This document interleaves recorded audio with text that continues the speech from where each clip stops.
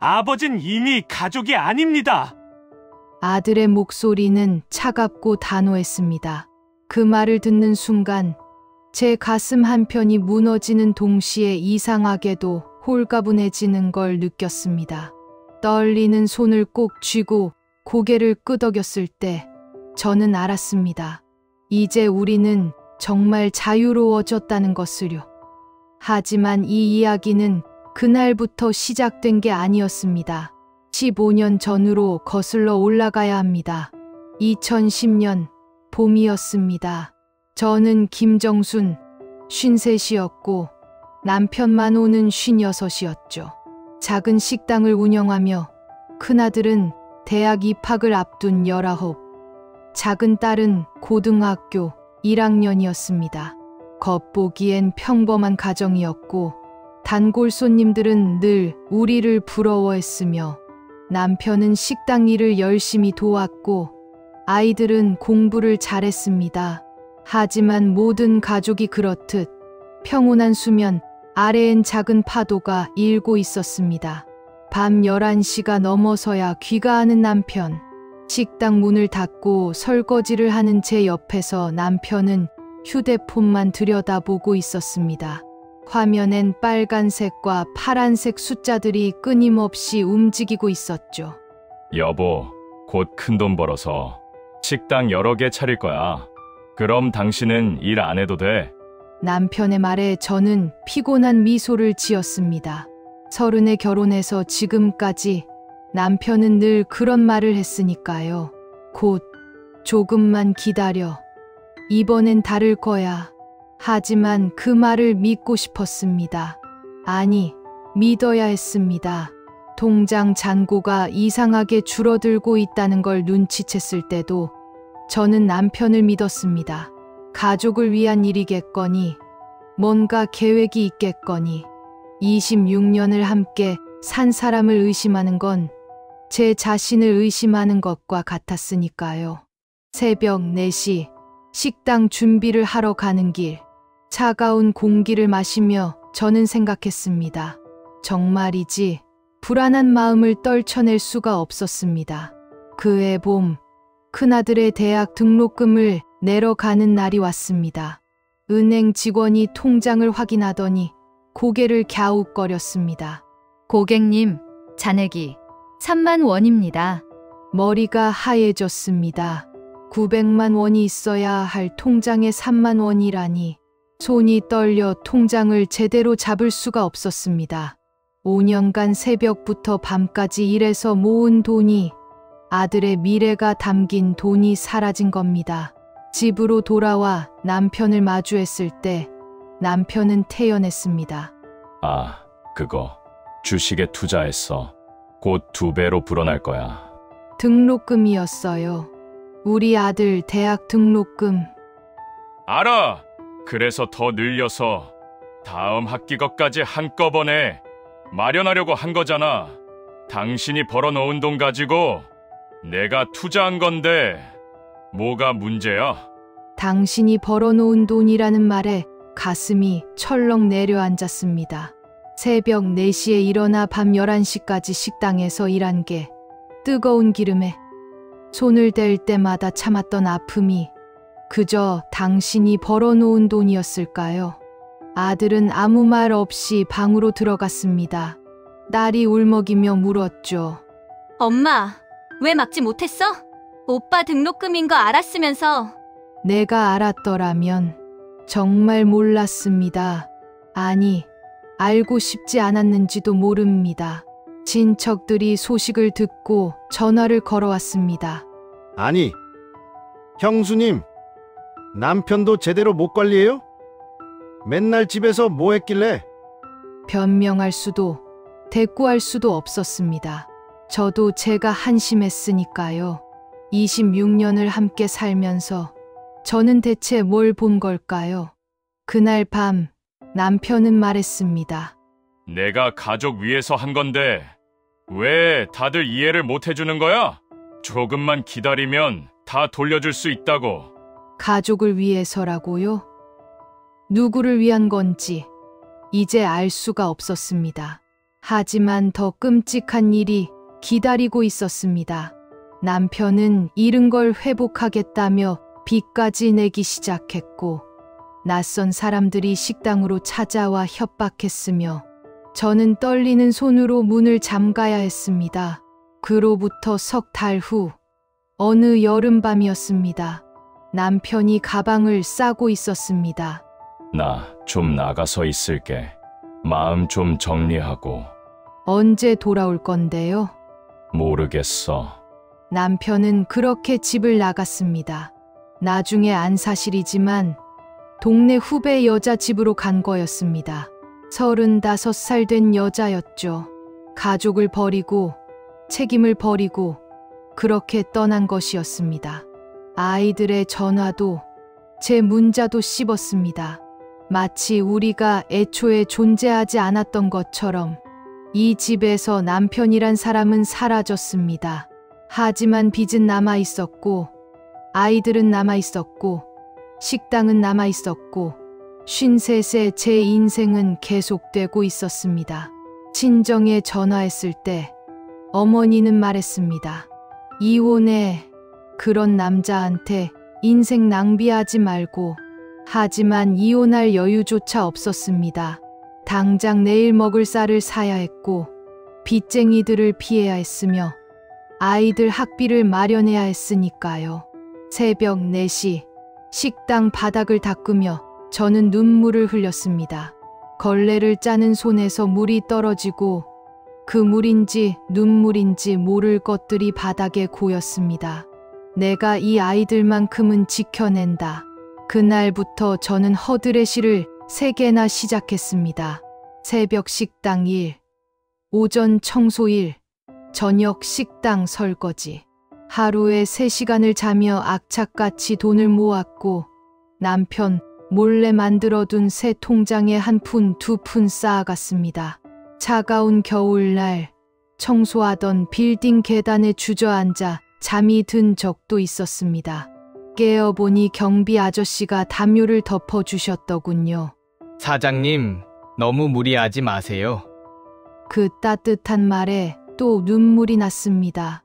계절이 바뀌고 아들은 20살이 되었습니다. 어느 날 아들이 집에 돌아와 제 손을 잡았습니다. 거칠어진 제 손을 아들의 큰 손이 감쌌습니다. 엄마, 제가 잘못 생각했어요. 엄마는 피해자셨어요. 제가 엄마를 오해했습니다. 아들의 목소리가 떨리고 있었습니다. 19살 소년이 아니라 어른이 된 목소리였습니다. 엄마 혼자 다 짊어지게 해서 죄송해요. 이제 제가 같이 짊어질게요. 그날부터 아들은 낮엔 공사장에서 일하고 밤엔 검정고시를 준비했습니다. 엄마, 저 검정고시 봐서 대학 갈게요. 아니, 변호사가 될게요. 학점은행제라는 게 있대요.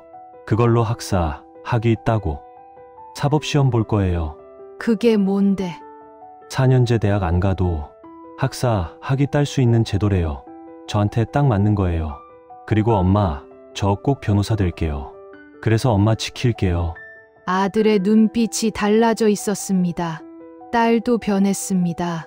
17살 딸이 학교가 끝나면 바로 식당으로 와서 설거지를 거들었고, 주말엔 전단지 돌리는 아르바이트를 시작했습니다. 엄마, 나도 돈 벌 수 있어. 엄마 혼자 힘들게 하지 마. 그 작은 손이 제 손을 꼭 잡았습니다. 오래된 단골 손님 한 분은 매일같이 밥을 먹으러 오셨습니다. 75살이 넘은 할아버지셨죠. 사장님, 힘내세요. 아이들 잘 되는 거 꼭 보고 싶어요. 우리 딸도 사장님 같은 엄마였으면 좋겠어요. 그 말에 또 눈물이 났지만 이번엔 조금 다른 눈물이었습니다. 감사함과 희망이 섞인 눈물이었습니다. 하지만 아들이 과로로 쓰러지는 모습을 보았을 때 저는 무너졌습니다. 구급차를 부르며 떨리는 손으로 전화기를 잡았을 때 생각했습니다. 내가 제대로 된 엄마였다면 이 아이가 이렇게까지 고생하지 않았을 텐데. 그럼에도 우리는 포기하지 않았습니다. 서로를 지탱하며 하루하루를 견뎌냈습니다. 세월은 흘러 15년이라는 시간이 지났습니다. 2025년 저는 68이 되었고 아들은 34세 변호사가 되었습니다. 검정고시를 보고 학점은행제로 학사학위를 땄고 사법시험에 3번 도전 끝에 합격했으며 사법연수원 2년을 마친 후 지금은 중견 변호사로 7년째 일하고 있었습니다. 딸도 31, 좋은 직장에 다니며 제 곁을 지켜주고 있었죠. 그리고 아들이 드디어 결혼을 준비하고 있었습니다. 예비 신부 부모님과의 상견례 자리였습니다. 호텔 한식당에서 양가가 마주 앉았습니다. 사돈 어르신, 그런데 아버님은 어디 계신가요? 예비 신부의 아버지가 물었을 때 아들이 잠시 머뭇거렸습니다. 저희 아버지는 15년 전에 집을 나가셨습니다. 순간 공기가 얼어붙었습니다. 아, 그러시군요. 돌아가신 건가요? 아니요, 살아계십니다.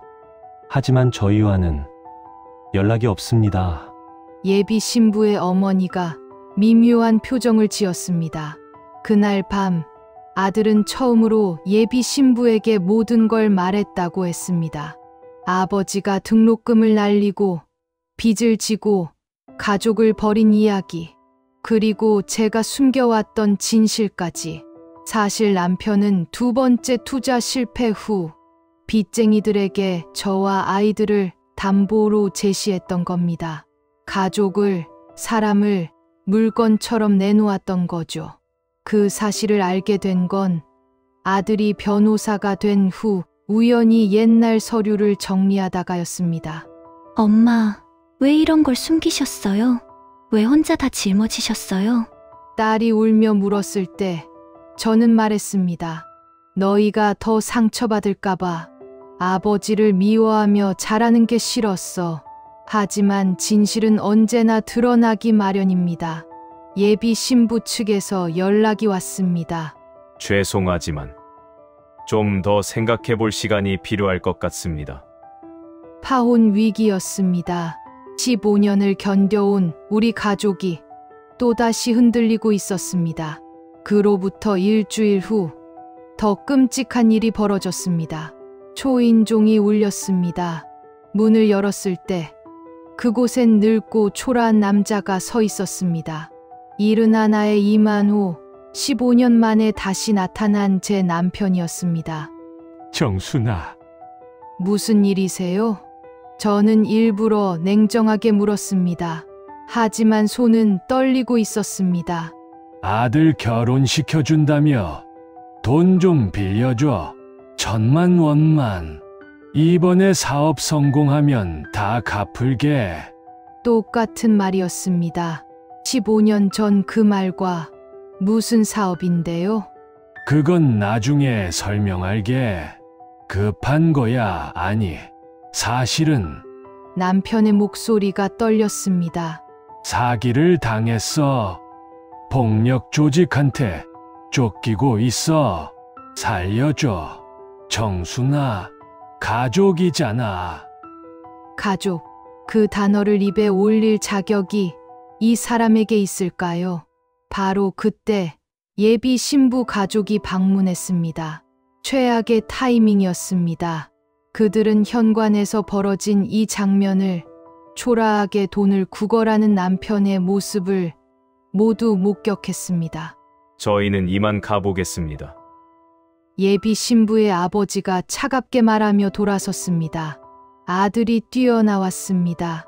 장인어른, 잠깐만요. 설명을. 이건 아니다 싶습니다. 죄송합니다. 차가 떠나가는 걸 보며 아들이 무너졌습니다. 15년을 견뎌온 꿈이, 행복이 한순간에 무너지는 순간이었습니다.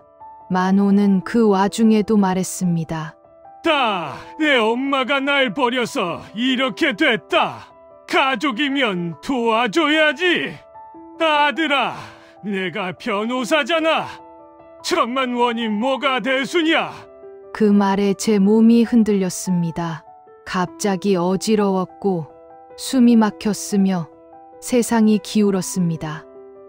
엄마! 아들과 딸이 저를 붙잡았지만 저는 그대로 쓰러졌습니다. 병원 침대에서 눈을 떴을 때 아들과 딸이 제 옆에 앉아 있었습니다. 창밖으로 아침 햇살이 들어오고 있었습니다. 엄마 깨어나셨어요. 딸이 울며 제 손을 잡았습니다. 문이 열리고 만호가 들어왔습니다. 경찰관 2명과 함께였습니다. 아들이 일어서며 만호를 마주봤습니다. 아버지 아니, 이만호 씨!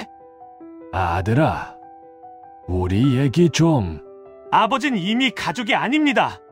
그 말을 듣는 순간 제 가슴 한편이 무너지는 동시에 이상하게도 홀가분해지는 걸 느꼈습니다.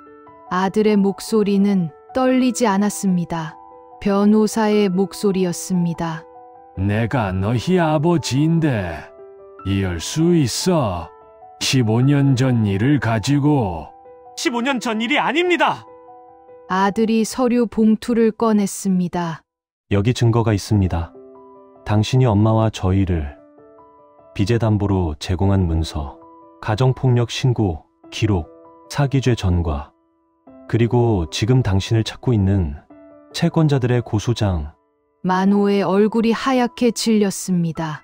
저는 떨리는 목소리로 말했습니다. 당신이 먼저 가족을 버렸어요. 15년 전 그날, 당신이 나간 그 순간부터 당신은 가족이 아니었어요.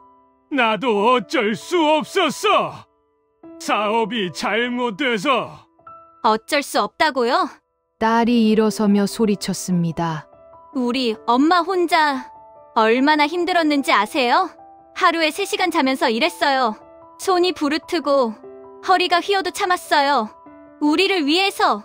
경찰이 만호에게 수갑을 채웠습니다. 이만호 씨, 사기 및 협박 혐의로 체포합니다. 아들아, 정말 이럴 거야. 나, 내 아버지야. 아들은 고개를 끄덕이며 저를 바라봤습니다.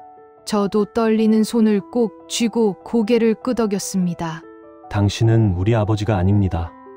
다신 우리 앞에 나타나지 마세요.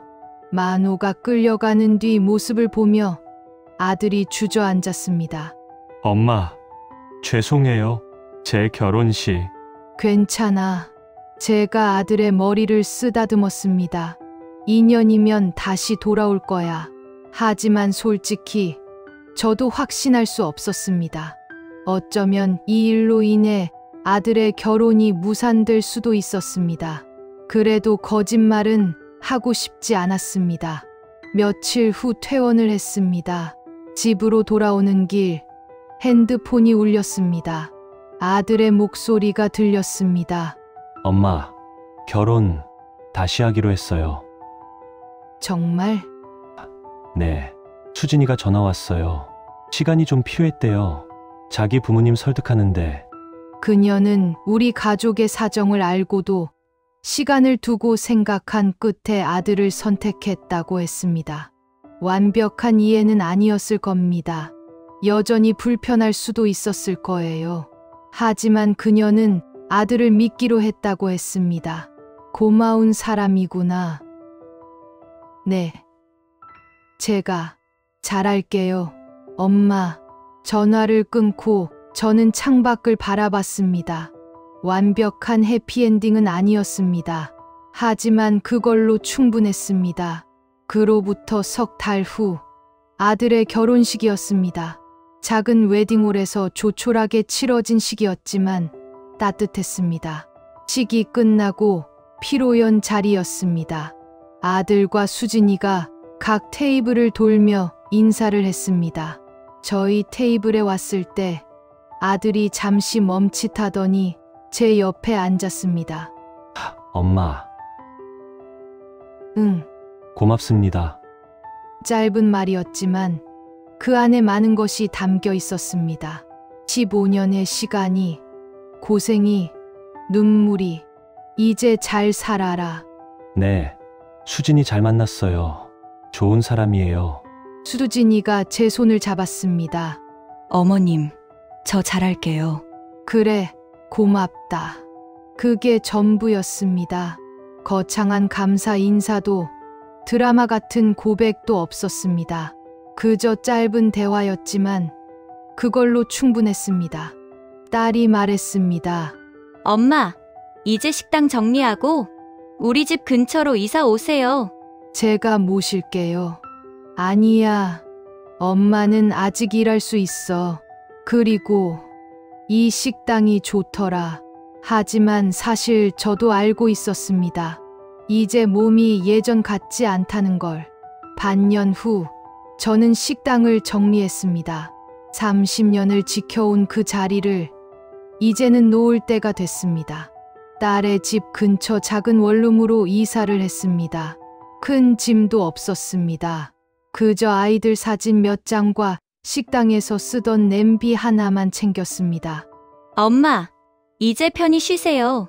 그래, 이제 좀 쉬어야지. 1년 후 아들이 첫 아이를 낳았습니다. 손주를 안았을 때, 작고 따뜻한 생명이 제 품에 안겼을 때 저는 생각했습니다. 우리는 결국 해냈구나. 지금 저는 일주일에 3번 아들 집에 가서 손주를 봅니다.